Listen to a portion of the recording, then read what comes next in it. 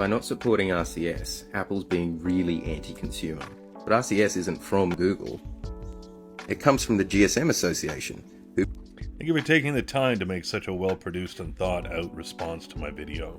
One thing you'll notice with my videos is I respond in kind, so if I receive a snarky comment, probably end up in a snarky response video, including some flippant remarks. And the truth is, I believe Apple will and should adopt RCS. But I am going to push back on a couple things. No, I don't believe it is anti-consumer of Apple, and I don't agree it's a standard. Yet, if you consider RCS a standard, then USB-C by comparison is solid as a rock and perfectly implemented everywhere. I've listed various reasons in other videos, but just the other week even, a Google executive had said the underlying protocol was still changing. Google in fact had to adopt their own RCS service because it couldn't get the carriers to stop squabbling over their implementations and fragmented approach. Well, that sounds familiar, like why Apple had to start iMessage in the first place. You see, the telcos were being real dicks about implementing the so-called standard.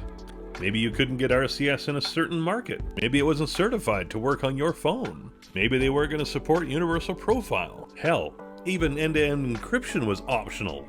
And because of this, Google went their own way, just like Apple did, and implemented their own service. Whereas it was promised to be a carrier-level and carrier-agnostic service, it now isn't. It's in the hands of Google for Android. But yeah, there are real concerns they could just up and cancel it like many of their other messaging services. Their implementation also uses a phone number instead of an email address, making this decidedly not telco-agnostic.